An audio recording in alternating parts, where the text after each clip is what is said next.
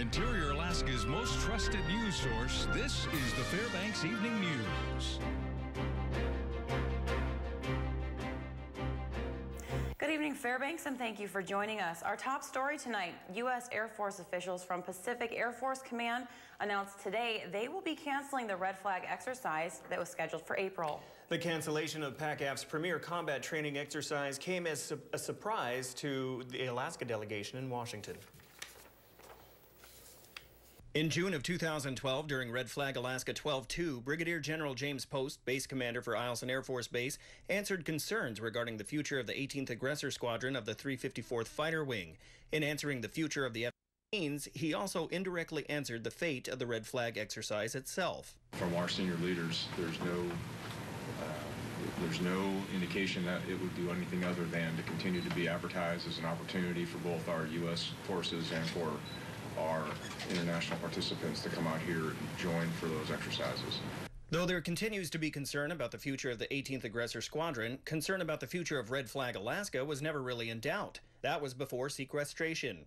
Today, PACAF officials announced that Red Flag Alaska 13-2 has been canceled due to budgetary considerations. This exercise was slated to include U.S. units from across the Pacific, as well as international participation by Canada and the United Kingdom. With such relatively short notice, PACAF says they will offer alternatives to the visiting countries. PACAF plans to honor the commitments made to our allies by extending an offer to them to continue to use airspace in the range through unit-level training. PACAF is in close coordination with all affected units. News of the cancellation was slow to make it to Alaska's U.S. senators. The news center contacted the aides of Senators Mark Begich and Lisa Murkowski. As of broadcast time, the senators were aware of the cancellation, but have yet to comment on the situation. The tuition assistance program for the military has been a hot topic as well for soldiers and families in the service. Now, recently, the Department of Defense announced that they would suspend the TA program due to sequestration as well as budget cuts, and all soldiers who applied would be denied. Now, as of this morning, it has been announced by DoD and the Pentagon that it will not be suspended after all. They will continue to pay for the program for all 4 branches of the U.S. military. The recently passed continuing resolution has prevented the elimination of the funding. The Pentagon will comply with the law and maintain the same level of funding that each service was provided before the suspensions. As far as the reinstatement, they're going to continue to monitor and reevaluate the program in the event that the situation or the fiscal situation improves. Department of Defense wide is looking at all programs. An electrical fire in a downtown motel got a large-scale response from area fire service officials earlier today. Fairbanks City Fire and police personnel got the call just before 2 p.m. today, responding to the Alaska Motor Inn on 4th Avenue and Lacey Street. As a precaution, City Fire also got mutual aid assistance from University of Alaska and Fort Wainwright Fire Departments. According to building owner Bob Larengo, the incident took place in a basement room. No injuries were reported and all occupants of the building were evacuated. Larengo says the fire appears to have been electrical in nature. We were just cleaning up some electrical boxes and getting ready to do some upgrades, and one of the electrical boxes shorted out and put a lot of smoke in the basement. Nobody got hurt. See here, right? Yeah, nobody got hurt. You're right. Nothing much to see here, but then again, things could have gotten out of hand. Oh, it could have, yeah. But we got a good fire department there. They're on the job. Senator Mark Begich today held an Ocean Subcommittee field hearing on Arctic shipping and development issues. He said the grounding of a Royal Dutch Shell drilling barge was a shipping accident, not a drilling accident. The senator said the incident underscores the need to address challenges posed by additional maritime traffic in the Bering Sea and Arctic Ocean. Now, according to Begich, the state faces greater risks from increasing the ship traffic than offshore drilling in the Arctic marine environment. At the hearing in Anchorage, Coast Guard Rear Admiral Thomas Estebo said there were 15 other search and rescue operations on December 31st when the Shell vessel ran aground near Kodiak. There are almost 500 vessels went through the Bering Strait last year.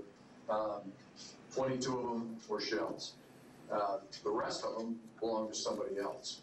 There's a lot of other countries that might not, you wouldn't normally think of, involved in the Arctic, are working hard to have their contribution for it.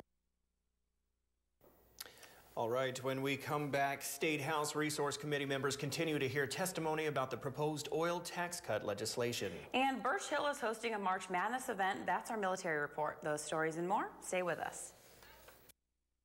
This edition of the Fairbanks Evening News is brought to you by Northland Hearing Services, Spadard Builder Supply, Usabelli Coal Mine, and by First National Bank of Alaska. Welcome back to the Fairbanks Evening News. State House Resource Committee members continue to hear testimony from oil industry leaders in regard to proposed oil tax cut legislation. Late last week, the state Senate narrowly passed SB 21, legislation that restructures how the state taxes oil producers. In essence, the legislation lowers the tax rates as a means to incentivize oil companies to increase production and also helps make Alaska more competitive on a global scale. ConocoPhillips Alaska VP for External Affairs Scott Jepson says the proposed changes are good but don't go far enough. Jepson says they would like to see even further reductions in the base tax rate and a modification of the gross revenue exclusion, or GRE. He says investments would be limited if the bill passes as is. I think that, as I said a moment ago, if the current bill passes, we will push for some additional investments, but it may not be as much investment as we think we could potentially fund in these fields if we had a more robust tax framework. The Greater Fairbanks Chamber of Commerce 45th Annual Military Appreciation Banquet Friday at the Carlson Center will no longer have General Herbert J. Carlisle, Commander Pacific Air Forces, as their guest speaker due to sequestration restrictions. However, he will be sending a recorded message along with General Mark Welch, Chief of Staff of the U.S. Air Force. Lieutenant General Stephen Hogue of Joint Base Elmendorf-Richardson, Alaska, will now be the featured speaker for the evening. What was supposed to be a plea deal and subsequent prison term for a 52-year-old accused sex offender has resulted in Victor Malik turning the deal and asking to be tried by a jury of his peers instead. During hearings earlier this month, attorneys for Malik said he would plead guilty to a single count of second-degree sexual assault in exchange for having a host of more serious alleged crimes against him dismissed. As part of that agreement, Malik would serve 9 years in jail and have to register as a sex offender for 15 years. But during scheduled hearings this afternoon with the alleged victim attending via telephone, and despite the urgings of his public defender to do otherwise, Malik told Judge Douglas Blankenship he instead wants to go to trial, meaning he could face a maximum life prison term if he's convicted. Trial in his case is now set for the week of June 10th. Last Saturday at the Arctic Bowl Bowling Center, in addition to the normal sounds of bowling pins flying around and pin setters clanking against the floor, the scene was adults and kids in a festive atmosphere. Big brothers and big sisters celebrated their 25th year of Bowl for Kids' Sake with a day of bowling and silent auction. After the day ended and the receipts were totaled up, along with corporate donations, the nonprofit organization had raised close to $50,000. Bowl for Kids' Sake was successful, and people had a great time. They had Alaska Phoenix Productions was out there doing balloons and face painting. Kids had a lot of fun. We had wild, crazy balloon hats going on. We're pretty pleased with how things went, and are very, very thankful to the community for coming out and supporting our organization, Big Brothers Big Sisters. The end of March may mean the beginning of spring, but for skiers and snowboarders, it marks the end of the season. To celebrate, Birch Hill has an event for all to attend. Madness is an annual event hosted at Birch Hill. This year, Friday through Sunday, families can come out and enjoy the end of the winter season. This year kicks off with a soldier competition. We are completely gearing towards our military members, and so it's all about soldier competition and esprit de corps, because recreation and competition, it builds unit cohesion, and it's a great opportunity for us to kind of partner with that effort. If skiing isn't your cup of tea, there will be plenty more to do. It's not just about skiing. We also are going to have lots of kiddo activities going on. Mainly, the Birch Hill staff and members want to thank its customers. It's a unique place for soldiers and civilians both to enjoy recreation in the winter.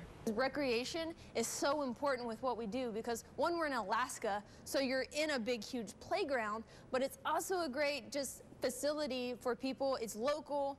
It's safe. We have the building. It's a smaller hill, so it's great for kids. It's great for families. It's great for beginners. But then we also kind of tailor towards the bigger extreme because we do have a terrain park, and that's pretty unique in this area. The Military Report is brought to you by Stanley Nissan. Innovation for all.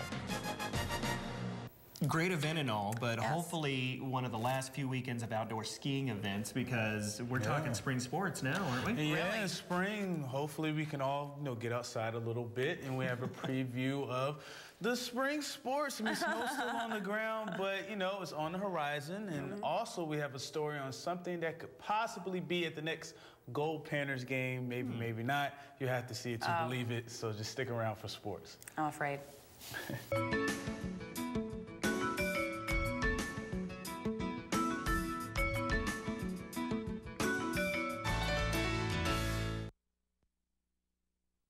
Brought to you by the Law Office of Rita T. Alley. Peace of mind through professional legal services. Hello, Interior Alaska. Joe Cook here in the sports seat for you this evening. Hope you're having a good day. And now to make it better, let's talk about some sports. Okay, I know you may be basketballed out after a great year of interior basketball, both up on the hill and in high school. Now it's getting close for the spring sports to kick off. Hopefully it will start looking like spring soon. Mike Schultz keeps telling me it's around the corner. But here are a few things to look out for interior spring sports. Starting out this week, the West Valley Wolfpack soccer team, head coach Howard Maxwell and his six-time MAC Conference champions will be in the Dome in Anchorage playing Wasilla and Colony on Thursday and Friday for the first contest of the season. The Hutchinson Hawks had their first day of tryouts for soccer today as well. In April, track season will get underway in Region 6 with the Big C Relays in the Dome on April 5th. That's the first track event of the season for most area teams. The Lathrop Malamute boys won the MAC last year. The Delta Junction Huskies, Allison Ravens, Monroe Rams, and Hutchinson Hawks will also be in the Big C Relays. Area baseball teams have been having their tryouts and practices inside. Unfortunately, because of the weather, Lathrop had a strong finish, winning 8 of their last 9 games and placed 4th in the state tournament last season, a team to watch for. And we shift gears to the Yukon Quest. Today, one of the familiar faces of the race wants to change of pace and has decided to retire. She wasn't a musher, but was a key cog in the Yukon Quest. Marty Story, the 8-year executive director of the Quest, has decided to step down. In a quote from UkonQuest.com, Story said, "This past year was the best race in recent history. Everything is on and up, so what a great time to incorporate new energy. Now that our foundation is solid again, it's time to expand and share this privilege with others." Story began as executive director in 1983, was a trail reporter in '88, has been a volunteer and race sponsor, and came back as director in 2009. She still loves the race and will continue to follow and support as a fan. Now, there is something going on this weekend at Bentley Mall that you may want to check out. Certainly something I've never witnessed. It's the Bentley Mall weight pool with dogs. Any dog at least 25 pounds and 1 to 10 years of age can try their paw at pulling a weighted sled or cart 25 feet in 60 seconds. There are 4 weight classes from ultra light, a 25-pound dog, and heavyweight, 125 pounds or more. The weight will go up 120 pounds per weight class. Loaner harnesses are still available. The pool starts at noon with registration at 10:15 a.m. For more information, go to webcenter11.com for a link to Interior Freight Dog's website. With spring and summer on the horizon, you have to think about the Gold Panthers and the Midnight Summer Baseball Tournament. There may be some drinks in your system, so you have to go to the bathroom. For the guys, how about playing a video game while handling your business? Sounds okay, but drink a lot because you may have to write your initials for a high score at the end. Nefertiti Jaquez explains. Male fans visiting the Lehigh Valley Iron Pigs this season will have a new reason to use the urinals. Video games. We try to make everything very entertaining and interactive for our fans. The Coca-Cola Park is set to debut what it calls a urinal gaming system at its ballpark in town. The Iron Pigs tapped a British company to install the system in all of the men's restrooms. Well, I'm going to be using a water bottle to show you how it works. When a man walks up to the urinal, it senses his presence and then turns into gaming mode. The guy has to aim left or right to control the play on the screen. This is the first pee-controlled video game system in all of North America. and the first to be installed in any sports venue in the entire world. General Manager Kurt Landis says he didn't want to flush away a golden opportunity to entertain fans. People will be pretty excited to make a big splash here at the ballpark. But these games go beyond their entertainment value and finding quirky ways of writing your name in the snow. They're also meant to raise awareness of prostate health. Well, it's not Call of Duty, but a game with a purpose nonetheless, and you'll be relieved afterwards. And that'll do it for sports tonight. Thanks for rocking with me for a little while, and we'll catch you next time. Hey, welcome back, everyone, to the Fbx Evening News. Mike Schultz with you once again for a look at weather. We were not expecting the 30 below temperatures that Eielson Air Force Base got last night. By the way, it's a record for them. It'll be a little cool tonight again, but after that, boy, it looks really good. Let's take a look at our photograph. First of all, to start things off, this is called moose hiding. You can see one set of ears and another set of ears over there, sent in by Lori Robertson. Thanks again for sending all the photographs. We can use more. Send them to Mike Schultz at KTVF11.com. What's going on as far as our numbers this time of year? The normal high 31, normal low 3, not even close today. Record high 48, 1970, 35 below in 1925. And your sunrise and sunset puts us over the 13-hour barrier, 13 hours and 6 minutes to be exact. Our satellite and radar, again, showing a little bit of activity moving across southeast Alaska, more energy moving in from the southwest. In fact, blizzard warnings over the southwest part of the state, but it's not going to make it in here because high pressure is going to be moving in from the south and deflecting any kind of storms that move our direction. Right now, across the state, as you can see, we're looking at a little more activity, more clouds across southeast Alaska, some showers around Kodiak Island, clouds over the southwest, of course, with that storm system, and a little bit of activity moving in the Barrow area. Lower 48 weather tonight, things are calming down considerably. In fact, it's pretty nice over the Pacific Northwest. You can see a little rain falling around the Seattle area, more rain and showers across Texas and across the northeast, also some activity there. On our satellite and radar, you can see a little bit of energy moving across the Central Plains, but more cloudiness and showery conditions across the northwest, nothing expected. Over the weekend, looks like Easter's going to be really interesting for a lot of rain showers and thunderstorms. Some of those could be severe over the deep south and more showers across the west coast. Well, back to Alaska for tomorrow. First of all, the northern sections, flurries expected in Barrow. Snow again continuing at Nome with partly cloudy skies at Fort Yukon. Here in the interior, the winds are going to be picking up across the Denali Park area, so keep that in mind, but also bringing in warmer temperatures for both Healy and Fairbanks. Over southeast Alaska, looks like mostly cloudy skies for Juneau and mostly sunny skies in and over to the southwest, snow at Bethel, rain and snow in Cold Bay, and also Kodiak Island. And in the south central regions, looks like cloudy skies in Anchorage, snow showers at Homer, and more snow in Valdez, maybe blizzard conditions tomorrow night in the Thompson Pass area. Okay, once again, time for our Kids Weather Watch, and this week we're talking with the kids from Arctic Light Elementary School. Tonight, a young lady has a question for me. Hello, my name is Asia. I'm in third grade in Mr. Horner's class. I go to Arctic Light Elementary. This is my mother's question. How do you predict the weather in the old days? Well, in Asia, before they had computers and satellites, they would use things like animals and bugs, crickets and things like that. Also, of course, weather vanes, and even once in a while, the barometer would come into play. So a lot of different interesting ways to figure out the weather. All right, tomorrow night, the teacher's going to be here with an interesting weather fact. We'll look forward to that. Here's your forecast for the remainder of the night. Again, another cold night. 22 degrees below zero, colder in the low-lying areas, warmer the higher up you go. Tomorrow, though, we're looking at increasing clouds with warmer temperatures. In fact, temperatures over the next 5 days, as you can see, warming up to the low to mid-30s, even warmer by next Tuesday. Our next chance of any snow shower activity might be on Easter Sunday. We'll keep our fingers crossed and hope we have a nice Easter sunrise for all the services around town.